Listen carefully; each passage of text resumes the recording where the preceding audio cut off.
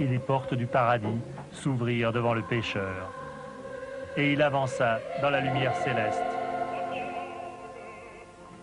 Et, ajoute l'Évangile, les saints et les bienheureux lui sourirent. Et un ange du ciel vint l'accueillir. C'est Huguette.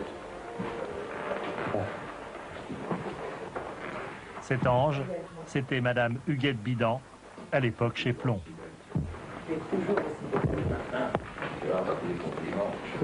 Alors, pour moi, c'est quand même quelque chose de tout à fait extraordinaire. C'est l'arrivée d'Alphonse Boudard sortant du sanatorium, de prison, arrivant dans un endroit tout à fait extraordinaire. L'éditeur du général de Gaulle.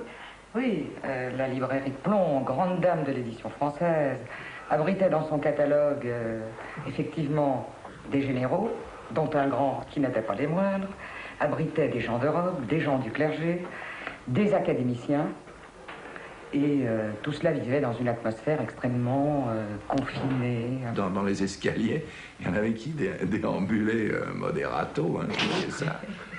Et alors, Huguette avait repéré un académicien, il avait des traces sur son par-dessus, quoi.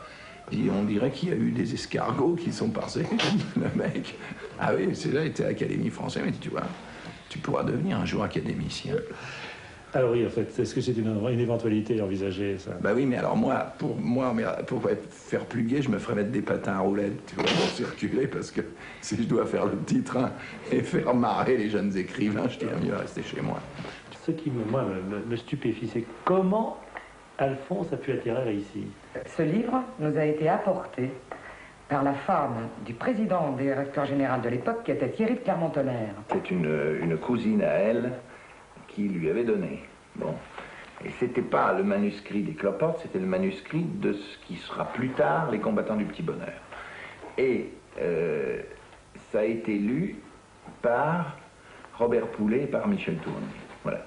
Et après leur bon rapport de lecture, ils ont décidé de méditer.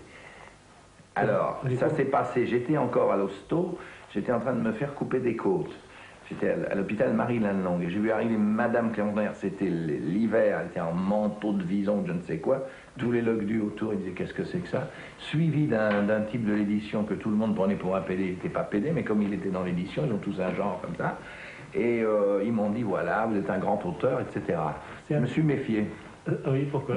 Bah, je me suis dit, il me raconte un peu des bobards.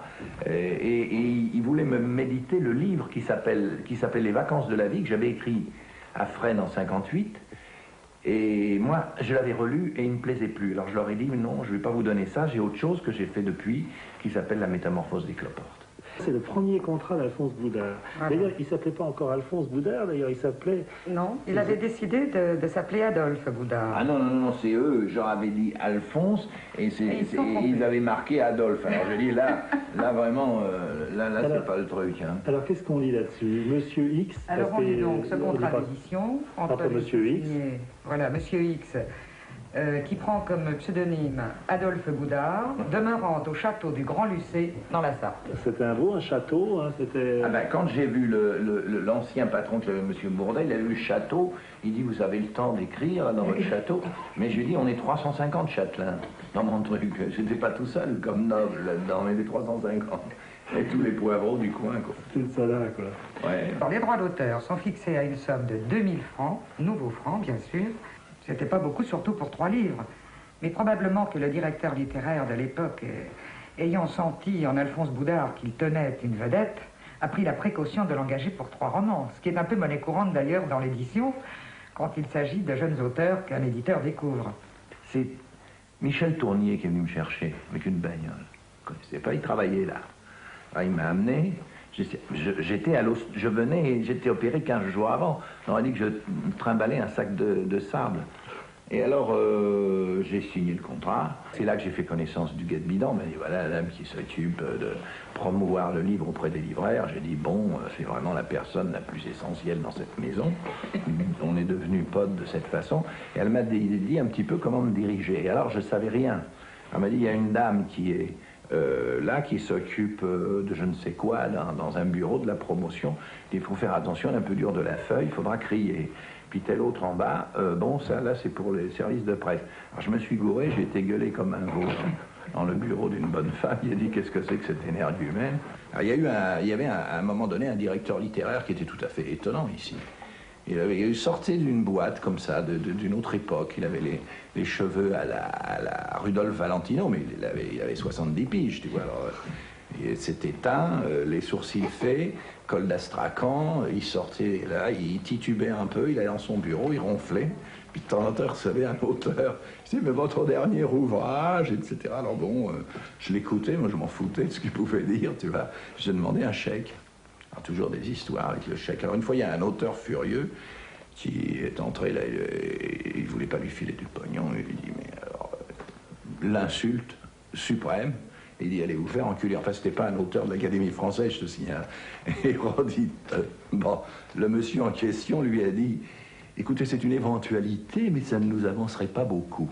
Il y avait une sorte d'esprit comme ça, ce type. D'ailleurs, une fois, je me rappelle, il y avait un cocktail ici. J'étais arrivé, puis il me dit, il y a un cocktail pour un auteur allemand qui fait partie du groupe des jeunes gens en colère. Alors il me dit, il n'est plus très jeune, ni très en colère, mais enfin, nous faisons avec. C'était ça le climat. Alors j'ai vu un mec de 60 piges qui avait publié des pages à moitié blanches, enfin tu vois, le genre moderne, quoi. Ah oui, parce qu'il y a un chapitre qui m'est particulièrement sympathique pour moi, très précisément pour moi, c'est très souvent, dans beaucoup de livres, on voit apparaître des critiques contre Froc Mouillé. Ah, Rob Grillet. Pardon. Non, mais Rob Grillet, non, mais parce que ça m'énervait un peu.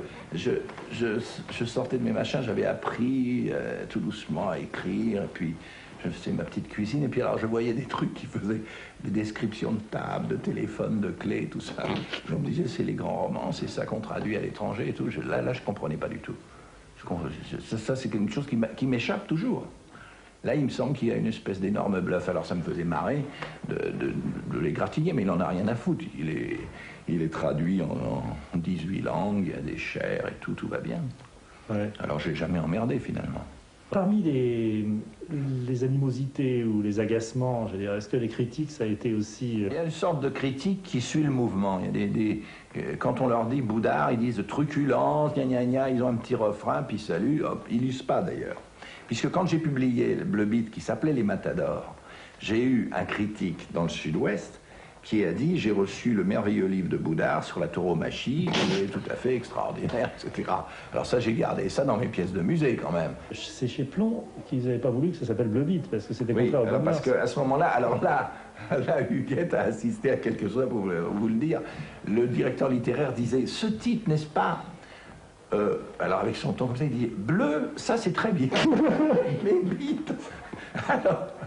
Ils ne mettront pas dans les vitrines. Alors maintenant, Monseigneur Lustiger, Bleu Beat, il met ça dans le catéchisme, il n'en a rien à foutre, tu comprends?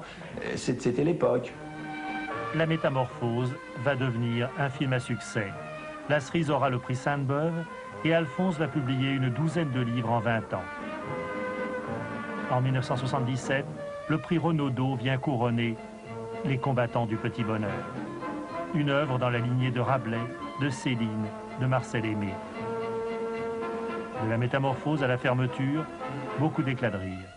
Mais beaucoup de travail aussi, le plus souvent la nuit, dans sa tanière près de la place Pigalle.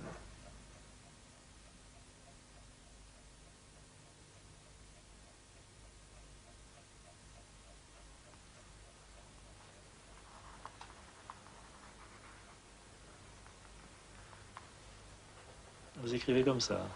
Ouais, j'écris comme ça. C'est-à-dire que j'ai eu l'habitude d'écrire un peu bricolo, tu vois. J'étais malade, j'écrivais couché sur une chaise de cure. Alors j'écrivais comme ça. Tous les écrivains que j'ai rencontrés, je dois dire qu'il y a une des choses qui m'intéresse le plus, c'est leur lutte avec le vocabulaire. C'est-à-dire que le vocabulaire, ça a une grande place, c'est intéressant. Vous les distillez, vos mots, vous les mitonnez. On a l'impression d'un espèce de cuisinier. C'est l'amour. Moi, c'est pas de la lutte, je baise avec le vocabulaire. C'est pas pareil. Vous savez, on vous colle une étiquette. Alors moi, c'est l'argot. Alors je ne m'en sépare pas. Je pourrais écrire tout un livre dans lequel il n'y aurait pas un mot d'argot. Il y a de l'argot. Une fois, après les combattants du petit bonheur, j'ai été discuter avec des lecteurs. C'est ces histoires imbéciles, on vous met devant des gens qui vous posent des questions, toujours en général idiotes. Alors il y a une bonne femme qui dit, mais votre livre est écrit en argot. Je lui dis, ah, mais on ne comprend pas, il y a de l'argot. Je lui dis, ben dites-moi pourquoi, parce que j'essaie toujours, moi, de mettre le mot de telle façon que la vieille dame auvergnate puisse me comprendre. Alors il est dans un contexte qui fait qu'il est éclairé, et ça c'est une surveillance constante quand j'écris. Elle me dit, je dis, prenez une page de mon livre, puis dites-moi. Elle dit, regardez là, il y a pandémonium, qu'est-ce que ça veut dire? Je dis, écoutez, vous écrivez à l'Académie française, ils vont vous dire ce que c'est. L'argot, c'est pas du tout une question de mots, c'est une certaine façon de voir, d'appréhender la vie, ça va beaucoup plus loin. Et c'est ça, en définitive. C'est en ce sens-là que je suis argotier, mais pas du tout parce que je dirais une paire de pompes au lieu de dire des souliers, quoi. C'est surtout cocasse, c'est ça qui doit être la première des choses. Ah, c'est ça. Moi, ce qui est important, vous voyez, je vais vous dire un truc, c'est que raconteur d'histoire, j'étais raconteur d'histoire d'abord oral, et puis j'aime bien faire marrer les gens. Je trouve que vous savez que c'était l'idée de Rabelais. Il s'était dit, à ce moment-là, ils n'avaient pas d'antibiotiques, ils n'avaient rien du tout, donc la seule chose à faire, c'est de faire marrer les mecs. C'est vrai, d'ailleurs, c'est très important. Alors ma mission, si vous voulez, mon message, c'est de faire marrer les gens, c'est tout. Je suis un clown. Il va même jusqu'à la farce, le gros rire, avec cette pièce, car Alphonse adore le théâtre. On a l'impression que vous jubilez à écrire. Vous savez... oui, mais je suis un peu flemmard, alors je jubile pas tout le temps. C'est-à-dire qu'il y a des moments, j'en ai marre, je fais pas de livre, je fais autre chose. C'est ça qui m'a plu quand j'ai fait du cinéma, c'est que j'ai changé un peu, je suis passé à autre chose.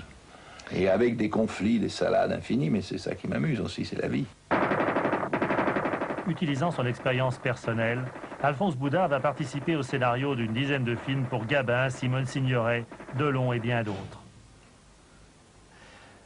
Alphonse va connaître maintenant le plus fou, probablement, de tous les mondes qu'il a réussi à décrire jusqu'ici. Il le décrit dans un livre formidable qui s'appelle Cinoche. On a l'impression, Alphonse, que c'est vraiment d'un seul coup plus fou, vraiment pire que l'hôpital ou la prison. Je crois qu'au moment où j'ai commencé à faire du cinéma, ayant été dans des hôpitaux, j'avais donc été en présence de la mort, puis en présence de la solitude en étant en tôle, et ce que je ne connaissais pas, parce que je le connaissais sous la forme de maton abruti, c'est le pouvoir. Et là, j'ai vu, je sais ce que c'est que le pouvoir à travers les vedettes, les stars. Alors ça, c'est vrai que vous les voyez débutants, ils sont on ne peut plus gentils, vous mettez vos pompes à la lourde, ils vous les cirent, ils sont prêts à tout.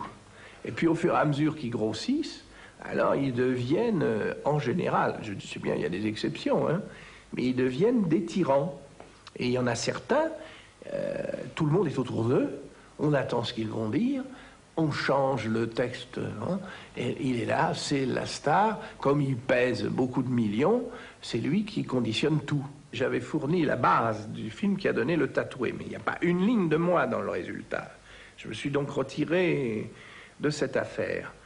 Et alors, j'avais envoyé à Gabin le scénario que j'avais écrit, et à De Funès en même temps. Alors j'ai téléphoné à Gabin qui m'a dit « Ah, dis donc, t'as bien travaillé pour Louis. » Bon, boum. Et après j'ai téléphoné à Louis qui m'a dit « Mais alors, tout est pour Gabin. Là, je suis un clown blanc, je suis rien. » Alors à partir de ce moment-là, c'était fini. L'idée, c'était de ne pas faire rencontrer à égalité ces deux monstres. Il y avait eu des moments sublimes de Gabin de Funès dans La Traversée de Paris, mais De Funès était un second rôle. Et dans Gentleman d'Epsom. Alors là, ça va.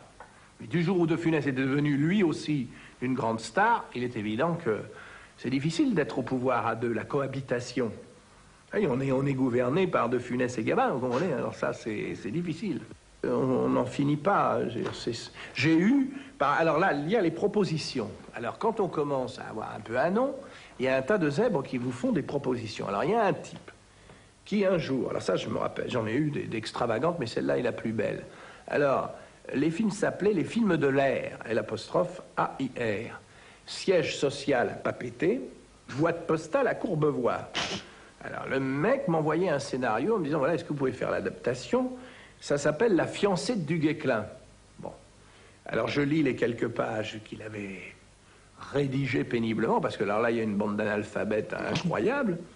Et alors, il se passait là-dedans, je me rappelle qu'un détail, je ne sais plus trop ce qu'elle foutait, cette fiancée de Duguesclin, mais enfin, quand Duguesclin, il était toujours au combat, Duguesclin. Alors, il avait son armure, il arrivait voir sa fiancée, et il avait une espèce, à hauteur de braguette, une espèce de tirette comme dans les poêles autrefois. Et alors là, toc, il faisait l'ouverture, il se faisait faire une turlute par la fiancée, et il refermait la tirette, et il partait tuer les Anglais. Alors alors quand je reçois des demandes de ce genre, je fais dire à mon agent de demander une somme fabuleuse. S'il me la donne, je fais La fiancée de Duguesclin, mais en général, jamais on me l'a donné.